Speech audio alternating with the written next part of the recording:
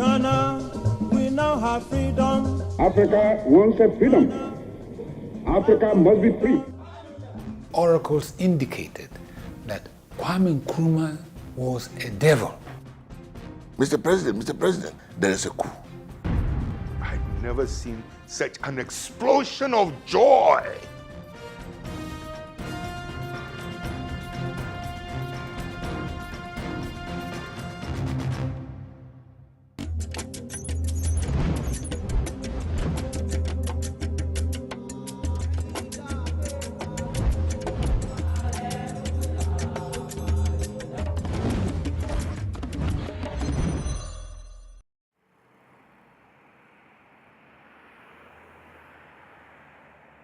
Accra, Ghana's capital city and the largest city in the country. The word Accra is believed to originate from the Akan word Nkran, meaning ants. It is no wonder that you will see men and women hustling and bustling under the blazing sun to earn a penny or two. In these very streets walked a great man, a man who led Ghana's liberation struggle. His name, Kwame Nkrumah.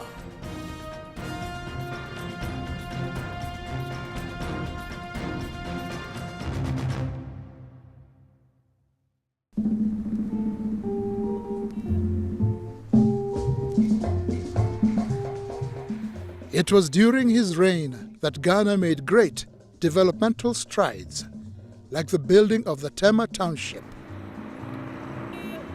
the Accra-Tema Motorway, Kwame Nkrumah University of Science and Technology, the Great Akosombo Dam, and of course, his key role in the formation of the Organization of African Union. With Kwame Nkrumah, beyond the borders of Ghana, he is hailed for his achievements. This decade is the decade of African independence. Forward then to independence. To independence now. Tomorrow, the United States of Africa. To him, African Union was a passion, and I think he's right. Look at what is happening in Africa now. Congo, the richest country, what is there now? Warlords all over with this private enterprise from outside. They do what they like. I mean, and look at what is happening in all Africa. He foresaw that if we didn't come together, we would be in our present state. Dr. K.B. Asante was the Secretary of State during Kwame Nkrumah's rule. He recounts Nkrumah's character. He could be charming when he wanted to, but normally, as someone who worked with him, he was what I would call a charming, hard taskmaster. He was a good dancer, and he liked music, yes. And we would hear music. But I remember high life music around us.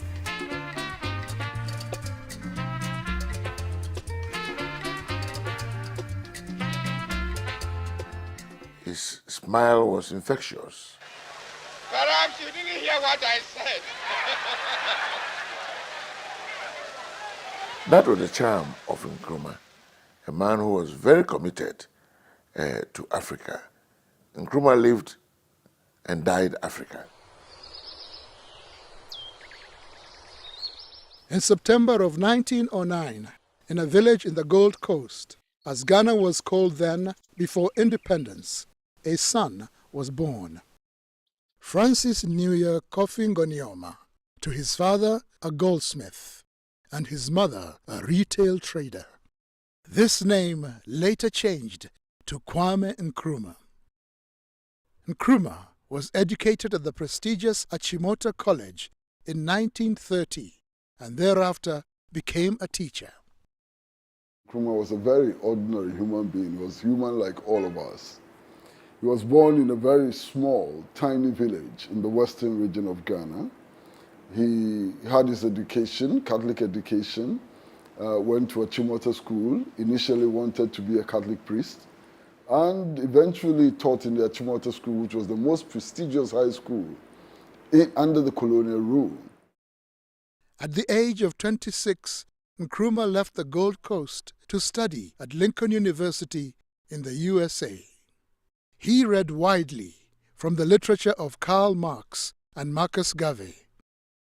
And from then on, ideals of socialism became appealing to him. Nkrumah was very much inspired by Marcus Garvey and the whole idea of return to Africa and black freedom. That inspired him a lot too. So he knew about all those things. That would have fueled his ideas for a kind of Pan-African consciousness and the need to rally a wide range of people in pursuit of what he wanted. In the United States of America, he came across, writings of George Padmore and co, who were in the Pan-African movement, W.E. Du Bois and all.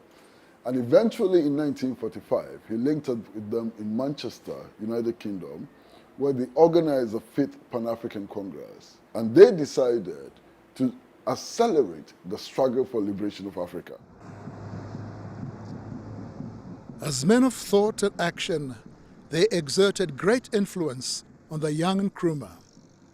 His ideas for the unity of all Africans later came to be known as Pan-Africanism. In his book, I Speak of Freedom, Nkrumah wrote, "Divided we are weak. United, Africa could become one of the greatest forces for good in the world." After 12 years of being away from the colony, Nkrumah was invited to become the Secretary General of the first ever political party in the Gold Coast, the UGCC. Nkrumah and the founding members of the party were later known as the Big Six.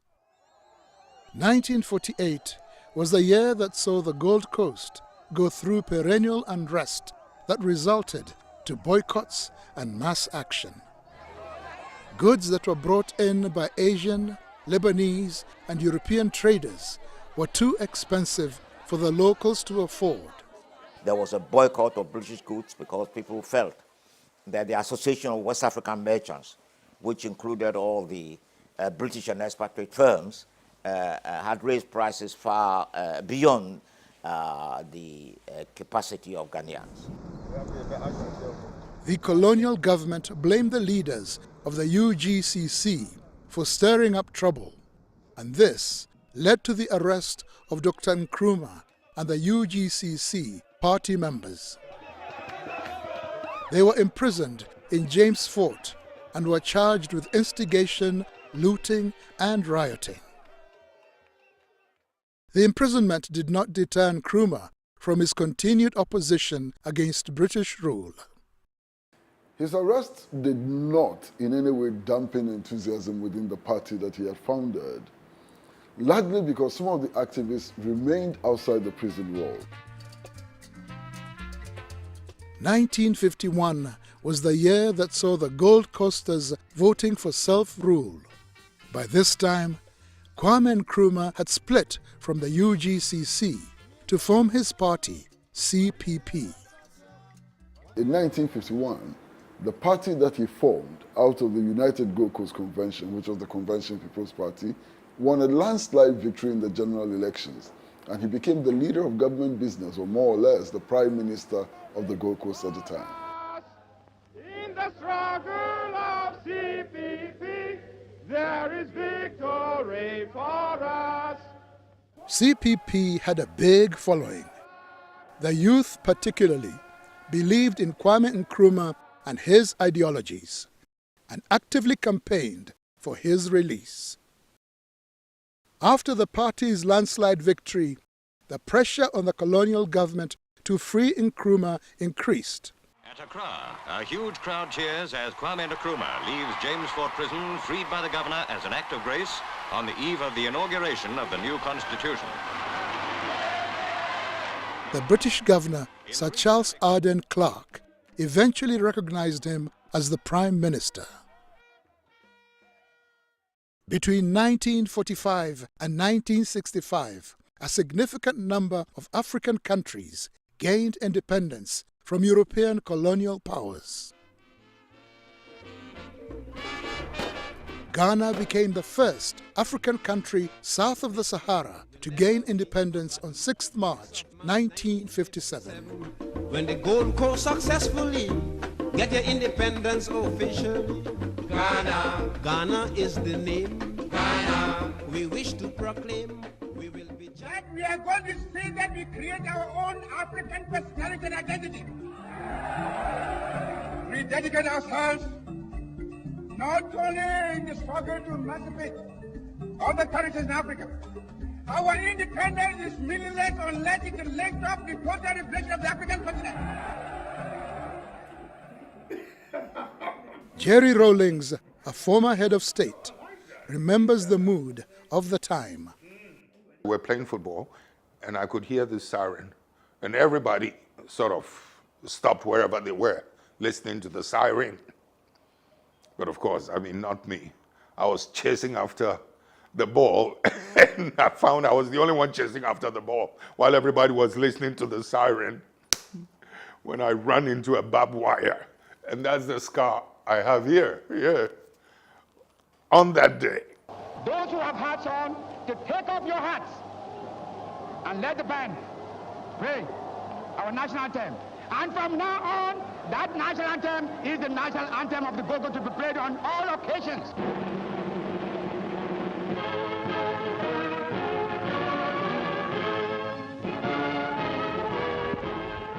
The mood was electrified.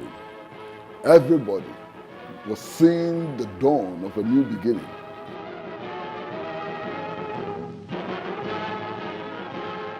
This was the day on which he said that the African was capable of governing himself. And he said that we as Africans should be allowed to make our own mistakes. That was an incredible day. Its freedom served as an inspiration to other African countries struggling against colonial rule, and as a result, Ghana occupied a central role in the fight against imperialists.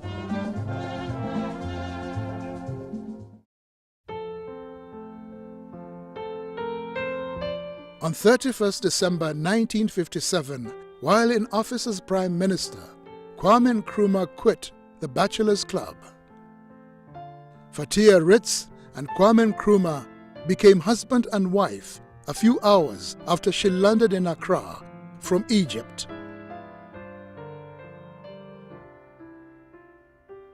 This was a marriage that baffled many. It was not understood why KWAME Nkrumah asked for a bride from Egypt. She did not speak English, and neither did KWAME speak Arabic. Mother was a young woman from a different culture. She left her family to come and her home base to come and live here. So I think it was a challenging marriage in a sense, but I remember her saying she would do it all over again. He, I think, did not marry her because she was in love. I think he just felt that it was time for him because of his position. He was then Prime Minister and then eventually became President in 1960. I think he needed to have that image. Together, they had 3 children, Gamal, Samir, and Sekou. From a previous relationship, he fathered a son, Francis Nkrumah. We had an ordinary childhood in the sense that our father, when he was at home, he was a very modest,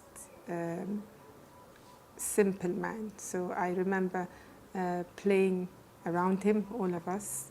But I remember little things like him insisting on giving us a spoon of honey because it was good for us. Yes.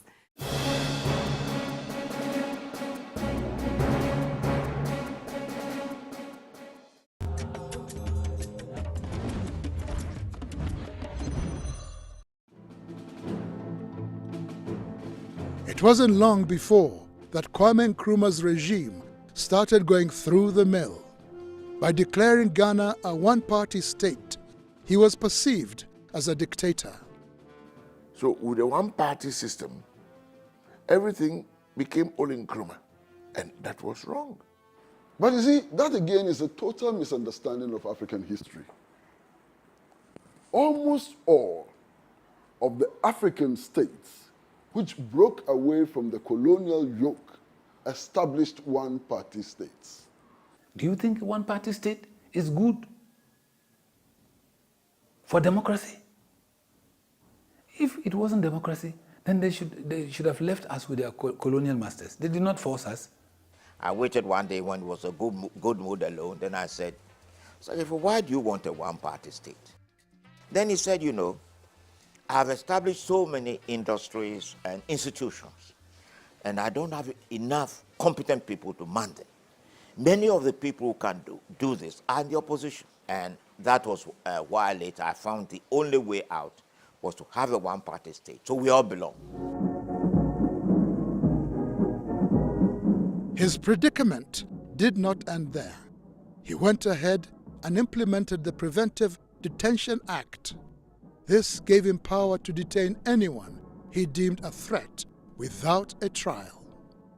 All his bills were passed through Parliament, even preventive detention bill. He didn't just get up and say, I, KWAME NKRUMAH, from today, I'm having this law. No, he went through the process, went to Parliament, and Parliament passed the preventive detention bill. The elite in those days were against this dictatorial type of governance. And so the opposition to KWAME NKRUMAH increased. How can the person who led us to struggle for the right to elect our own leaders become a dictator? The person who led us in struggle to assert our rights as human beings become a dictator. Strange logic, strange definitions. It was his own people, his own government that gave him away because he was becoming a nuisance. As Nkrumah walked in the gardens of Flagstaff House, which served as his residence, he was the target of a failed assassination attempt. One day he was walking from his office, from his house to his office, and a policeman opened fire on him. What was it to do with that policeman? Give him a bouquet of flowers and kiss him on the cheeks for attempting to assassinate him? I don't understand these noises about dictatorship.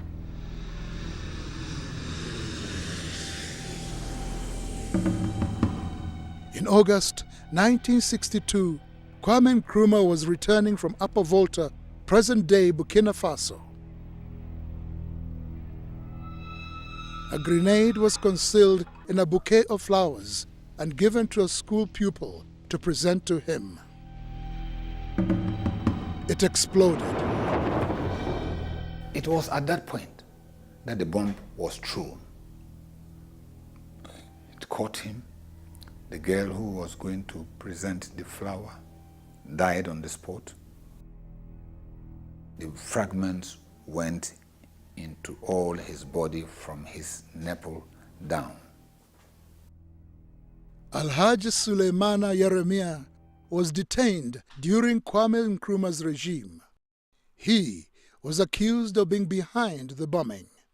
You in Ghana here just mentioned the bomb, and my name will be one. When you look at the trial, I was not alone. If it were you, what are you going to say? Do you take it or you leave it? At that point too, it was a matter of death. When you assign it to me, I would not accept it. But there is every indication that says that I was the one. Ghana's economic condition started to get bleak. Cocoa, its primary export, had started experiencing a decline in the world market. Unemployment was on the rise. The state enterprises that were established soon collapsed, and food prices increased. At one time, we had the highest per capita income in Africa. Ghana, for the first time, was rationing soup, milk, and other things that we were buying at the Accra Sports Stadium. That was not befitting of Ghana. Meanwhile, Nkrumah funded Guinea with £10 million from Ghana's coffers, making this the worst economic blunder of that time. Guinea had to be told that they have support. And all Africa should know that we are together, that we should help each other. So to me, it wasn't the amount of money, a symbolic gesture of great import. His efforts to rescue Guinea did not in any way repair his already damaged reputation with the people of Ghana. And what that meant was even the most trusted friend in his government could end up being a threat. We cannot, under any circumstances, allow imperialists and new colonialists to interlock with traitors in our midst to deflect us from the path of duty and progress. On the 21st of February 1966, President Kwame Nkrumah flew out of Accra on a plane bound for Hanoi, Vietnam. Ironically, he had gone on a peace mission, but in his own backyard, it was all but peaceful. 3 days later, on the morning of 24th February 1966, the self-proclaimed president for life, Osagyefo Kwame Nkrumah, was ousted in a military coup.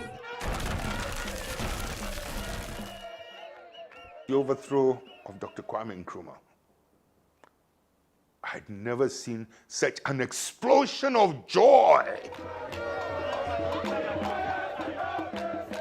We were in prison when we heard that Kwame Nkrumah was overthrown. Come and see in the prison. People were weeping because of joy. The prison was full. As for people who died there, you cannot count them. But they were weeping when they heard Kwame Nkrumah was overthrown. Oh, we remember the whole day, the whole event. As I said, I was a little over 5, so mercifully, our father was not in town. He was out of the country. And we woke up at the sound of gunshots. Because of my age, I wasn't aware of what was going on. But she said I was then asking the soldiers who used to guard the presidential palace, that's Flagstaff House, why they were not saluting me on that morning. Because I was not aware of what was going on, that they were overthrowing Nkrumah. I remember Mother, the first thing she did, 2 things she did, in fact. One, she told us to pray. And we prayed. Remember, we knelt down and praying. When we finished, she said, okay, now even if they fire at you, nothing will happen to you. Ghana is passing through a revolutionary period. The Americans did not like Nkrumah because of the regime he was trying to implant in Ghana, which may encourage other African states to do the same, and also because of the help it was given to African countries to be that independent. I used to hear KB Asante talk about the CIA. Of course, it was not like the CIA just came and jumped in. No. So it didn't matter where the support came from. From the CPP, they were prepared to grab it. In Ghana, we have a proverb or a saying that when the bird stays too long on the tree, it invites a stone. He went into exile in Guinea, where his friend and liberation comrade, Sékou Touré, gave him refuge and made him co-president.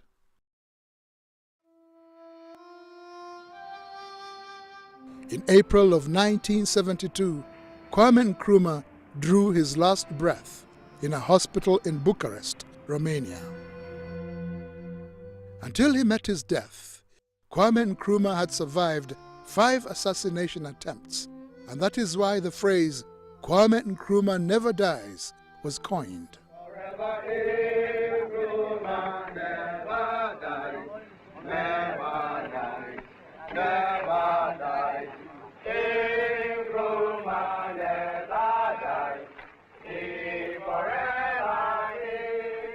Earlier in the day, we were told that our father would be coming home. Yes, and of course we were excited. And we all dressed in our finest clothes. Yes, and you're right, yes, I remember our mother looking particularly good in her chiffon dress. And by the end of the day, an envoy came with this unbelievable news that our father had passed on.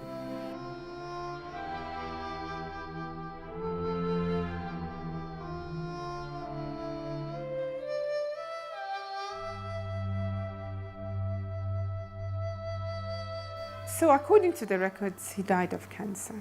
But a few people who were close to him in Guinea are also saying that he could have been poisoned. There was no reaction to his death. It is Amilcar Cabral who said that Nkrumah died out of a cancer of betrayal. And there was a lot of betrayal in Nkrumah's days. Qu'on ne vienne pas nous affirmer que Nkrumah est mort à cause d'un cancer de la gorge ou d'autres quelconques maladies. Non, Nkrumah a été tué par le cancer de la trahison. I, Robert Gabriel Mugabe, do swear. People who say Kwame Nkrumah is good and practicing his ideology, I would say Mugabe. Mugabe was grateful to Kwame Nkrumah. But look at Mugabe's style of government. Is it successful? That is the true Nkrumahist, a Pan-Africanist who believes in the true identity of the African. Yes, it's good. But practically,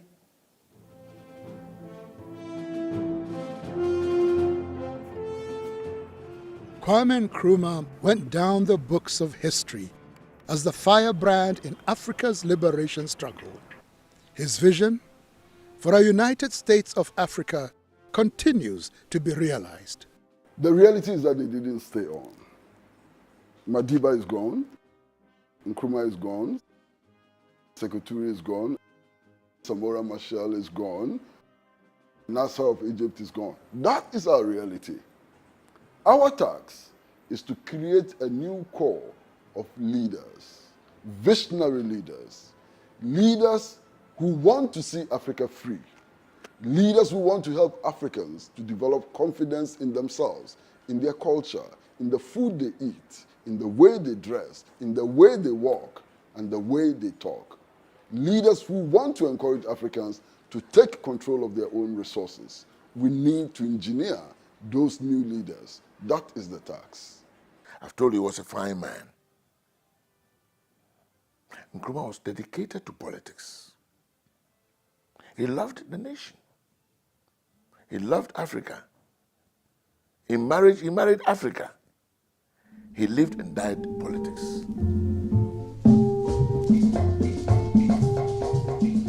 The Africa we have today is the legacy he left behind, and a constant reminder that indeed Kwame Nkrumah never dies.